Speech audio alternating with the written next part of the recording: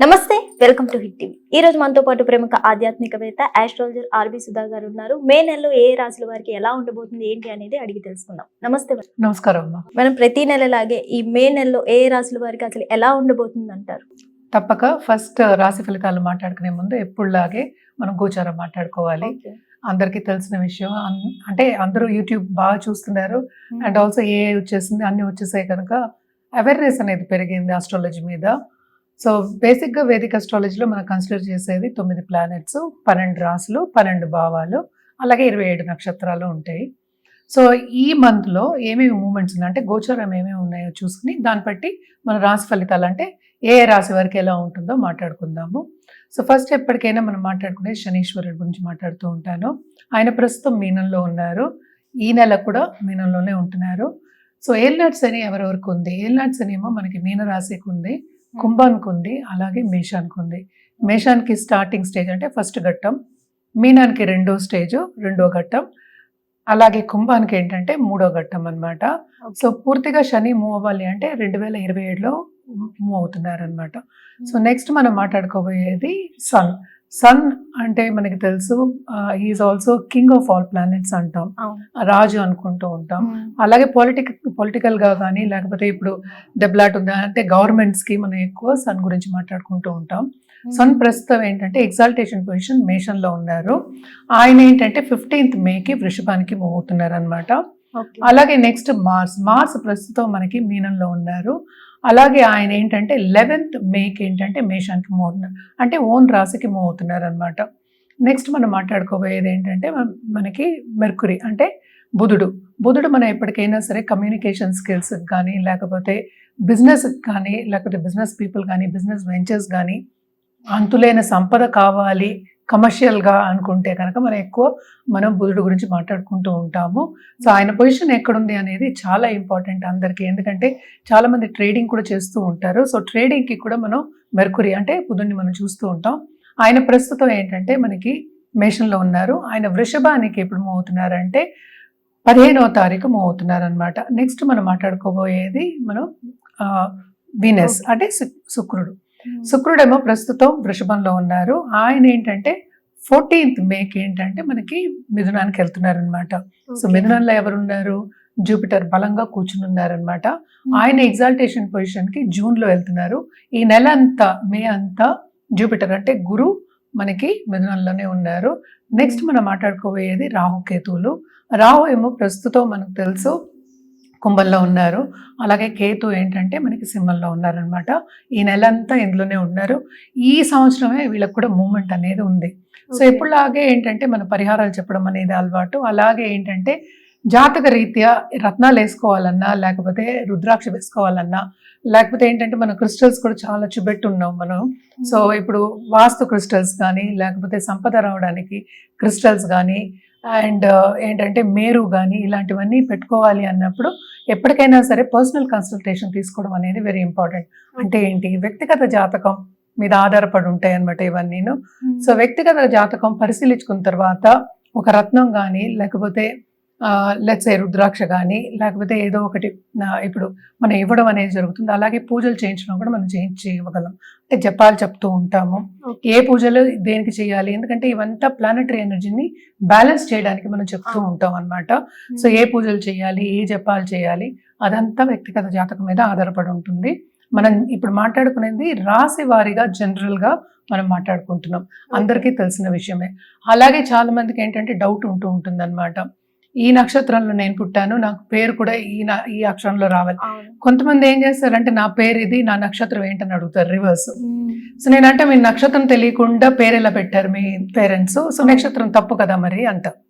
So date of birth ఉండదు చాలా మందికి. అలాంటి వాళ్ళకు కూడా మనం హోర శాస్త్రం అనేది, ప్రశ్న శాస్త్రం ఇవన్నీ చేయడం అనేది జరుగుతుంది అనమాట.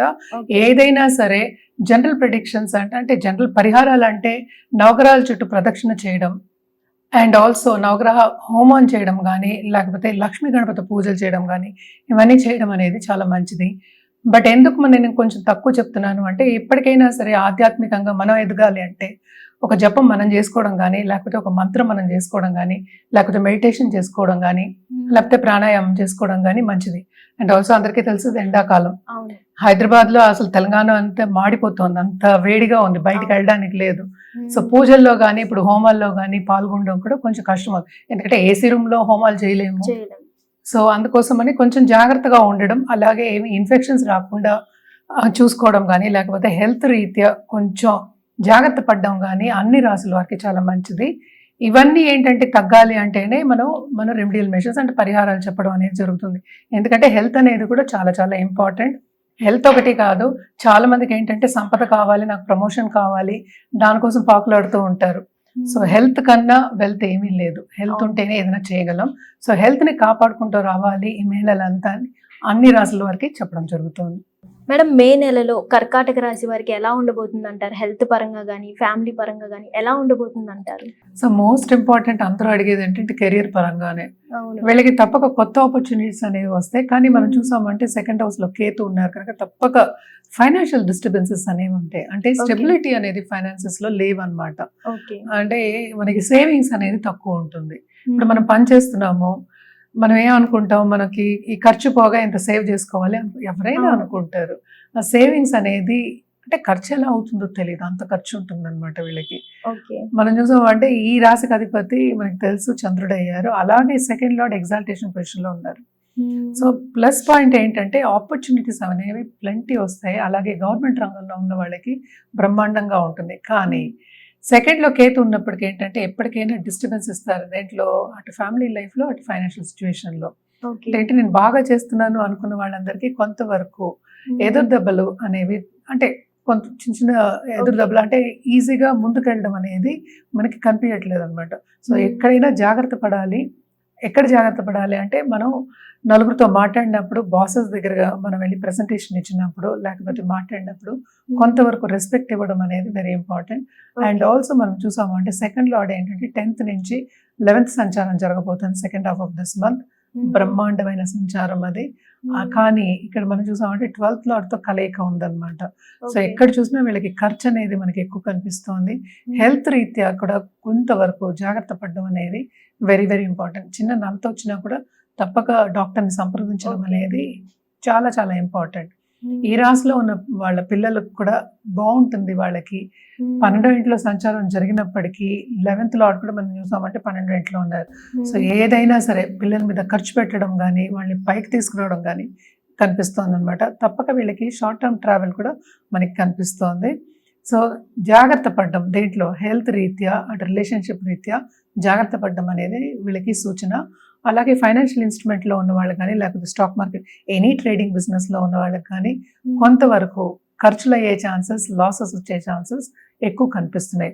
సో అలాగే బిజినెస్ పీపుల్స్ ఎస్పెషల్లీ పార్ట్నర్షిప్ బిజినెస్లో ఉన్న వాళ్ళకి బాగుంటుంది, కానీ పార్ట్నర్ ప్రాబ్లం ఇచ్చే ఛాన్సెస్ ఈ నెలలో ఎక్కువ కనిపిస్తున్నాయి అన్నమాట. అండ్ ఆల్సో మనకి కొత్త పార్ట్నర్స్ వచ్చే సూచనలు కూడా మనకి కనిపిస్తున్నాయి. అండ్ కేతు 2వ ఇంట్లో ఉన్నారు కనుక తప్పక వీళ్ళకి సడన్ గా డబ్బు వచ్చే సూచనలు కూడా మనకు కనిపిస్తున్నాయి. అంటే అదేంటి second half of this month జరిగే ఛాన్సెస్ ఉన్నాయి అన్నమాట. ఎందుకంటే సెకండ్ లార్డ్ ఏమో మనకి 11th లో సంచారం జరుగుతుంది, వన్ ఆఫ్ ది బెస్ట్ సంచారం.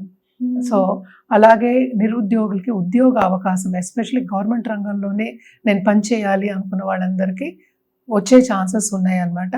ఎవరి జాతక రీత్యా అది మనం చెప్పడం అనేది జరుగుతుంది. జనరల్గా అయితే వాళ్ళకి ఆపర్చునిటీస్ అనేది తప్పక వస్తుంది.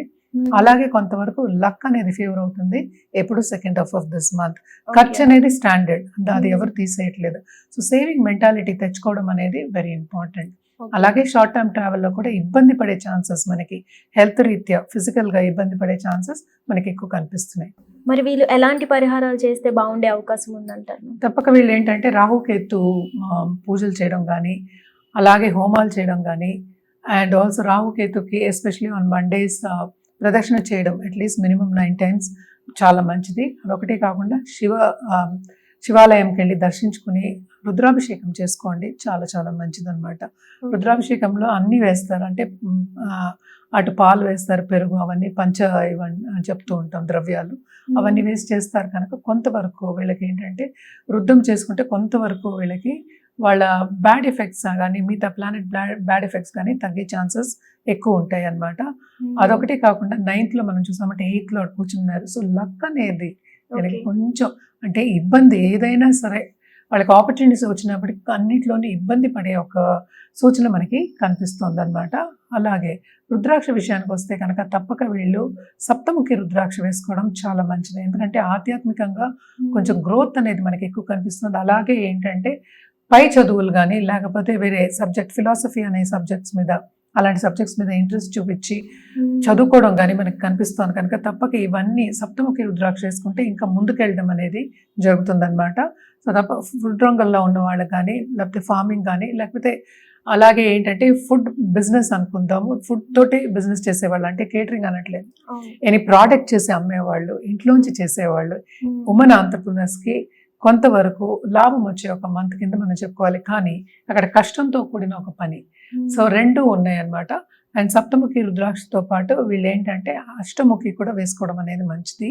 ఏదైనప్పటికీ జాతక రీత్యా మనం ప్రిస్క్రైబ్ చేయడం అనేది మంచిది. సో ఫస్ట్ ప్రిస్క్రైబ్ చేయించుకోవాలి అంటే జాతకం చూపించుకోవడం అనేది ఎక్స్ట్రీమ్లీ ఇంపార్టెంట్. అలాగే కలర్స్ విషయానికి వస్తే కనుక తప్పక వీళ్ళు ఎల్లో కలర్ అలాగే ఏంటంటే పింక్ కలర్, పింక్ నుంచి క్రీమిష్ పింక్ అంటాము, అది వేసుకొని విత్ దట్ సిల్వర్ వేసుకోవడం అనేది మంచిది అనమాట. అండ్ ఆల్సో వీళ్ళకి కూడా ఏంటంటే ఖర్చు అనేది ఎలా అవుతుంది అనేది తెలియదు, అంటే ఎలా ఖర్చు పెడుతున్నాం అలా ఇలా వస్తుంది అలా వెళ్ళిపోతూ ఉంటుంది. సో ఖర్చు చాలా ఎక్కువ ఉంది కనుక కొంతవరకు అసలు ఫైనాన్షియల్ స్టెబిలిటీ తెచ్చుకోవాలి అంటే ప్లానింగ్ వేసుకోవడం అనేది extremely important. Hit TV app, ఇందులో short news, live news, entertainment shows, movies, digital magazines తో పాటు మీ జిల్లా వార్తలను కూడా ఫ్రీగా చూడొచ్చు. ఇంకెందుకు ఆలస్యం, వెంటనే హిట్ టీవీ యాప్ ని డౌన్లోడ్ చేసుకుని ఫ్రీగా ఎంటర్టైన్మెంట్ పొందండి. Hit TV app. Hit TV app. Please download hit TV app. Hit TV app ని ఫ్రీగా డౌన్లోడ్ చేసుకుని ఎంజాయ్ చేయండి. మీకు నచ్చిన ఎంటర్టైన్మెంట్ కోసం హిట్ టీవీ యాప్ ని ఫ్రీగా డౌన్లోడ్ చేసుకుని ఎంజాయ్ చేయండి. హిట్ టీవీ యాప్ ని డౌన్లోడ్ చేసుకుని ఆస్వాదించండి, ఆశీర్వదించండి. ఇంతమంది సెలబ్రిటీలు హిట్ టీవీ యాప్ ని డౌన్లోడ్ చేసుకోండి అని చెప్తున్నారంటే ఎంత మంచి యాప్ ఆలోచించండి. అమెరికా అమెరికా అమెరికా అమెరికాలో చదవాలనుకునే వాళ్ళకి విశ్వసనీయమైన పేరు మన శౌర్య కన్సల్టెన్సీ. UK లో 1 year masters. UK లో 1 year masters. 2 years work permit up to 5 years visa. Contact Saurya Consultancy. Contact 89851 89851.